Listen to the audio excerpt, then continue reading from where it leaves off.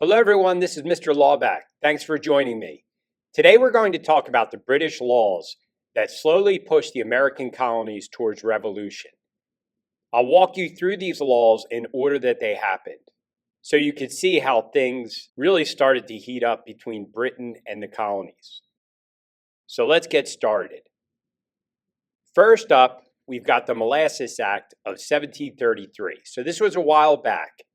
This law taxed molasses imported from non-British colonies.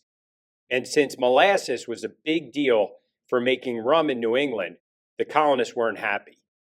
Instead of paying the tax, a lot of people smuggled molasses from places like the French and Dutch Caribbean, also known as the West Indies. It wasn't enforced very strictly, but it was the start of Britain trying to control colonial trade for its own benefit. Think mercantilism. The Proclamation of 1763. After the French and Indian War, Britain issued the Proclamation.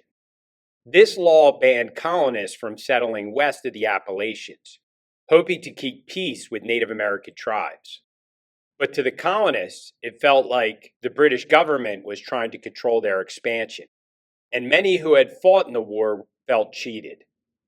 This was one of the first real signs of growing tension between Britain and the colonies. Then in 1764 came the Sugar Act. It lowered the tax on molasses, but made enforcement a lot stricter and taxed more goods, like wine and cloth.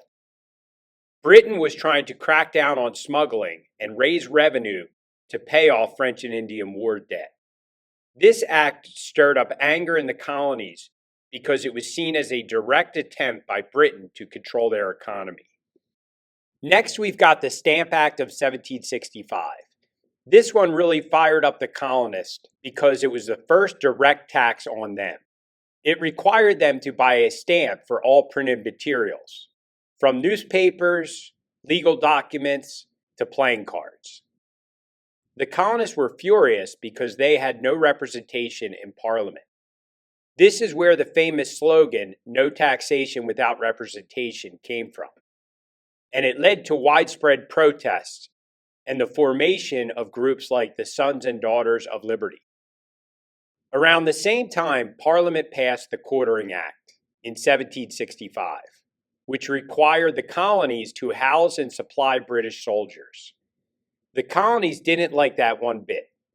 It felt like Britain was imposing troops on them without their consent, which only added to their growing frustration. After all the backlash of the Stamp Act, Britain decided to repeal it in 1766, but they passed the Declaratory Act at the same time. This act basically said, hey, we're still in charge and can pass any law we want over the colonies. No new taxes came with it, but it was a reminder that Britain wasn't going to let go of its control of the colonies. Then in 1767, Parliament passed the Townshend Acts, which taxed things like glass, paper, and tea. The money raised went to pay British officials, making them more independent of colonial governments. Once again, this felt like Britain was trying to weaken colonial self-rule, and it led to even more boycotts and protests.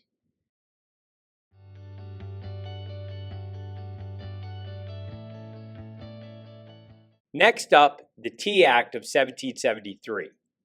This one is famous because it led to the Boston Tea Party. The act didn't actually impose a new tax. It just gave the British East India Company a monopoly on selling tea in the colonies, allowing them to sell it cheaper than smuggled tea. But the colonists saw it as another sneaky way for the British to control them. So in Boston, a group of colonists disguised as Native Americans boarded British ships and dumped an entire shipment of tea into the harbor. This was a bold move, and it really pushed Britain to crack down after it. And finally, we get to the Intolerable Acts, also known as the Coercive Acts, passed in response to the Boston Tea Party. These acts were designed to punish Massachusetts, the most rebellious of the colonies in the eyes of the British. The Boston Port Act was part of it and shut down the Boston harbor until the destroyed tea from the Boston Tea Party was paid for. And other parts of the law limited self-government in Massachusetts and expanded the Quartering Act. The Quebec Act of 1774 wasn't directly aimed at the 13 colonies, but it still made them nervous. It extended the boundaries of Quebec and allowed Catholics to freely practice their religion, which worried the mainly Protestant 13 colonists. More than that, it seemed that Britain was setting a precedent for governing without elected assemblies, something the colonies definitely didn't want to see happen in their own territories. Important to note that by and large, the colonists were Protestants and had a lot of anti-Catholic sentiments.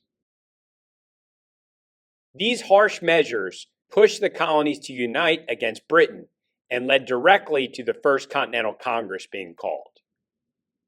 So there you have it. From the Molasses Act to the Intolerable Acts, these British laws stirred up tension that eventually led to the American Revolution. What started as frustration over taxes turned into a full-blown fight for independence.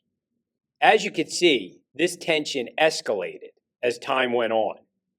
So thanks for joining me, and I hope you better understand the events that helped lead to the American Revolution. Have a great rest of the day.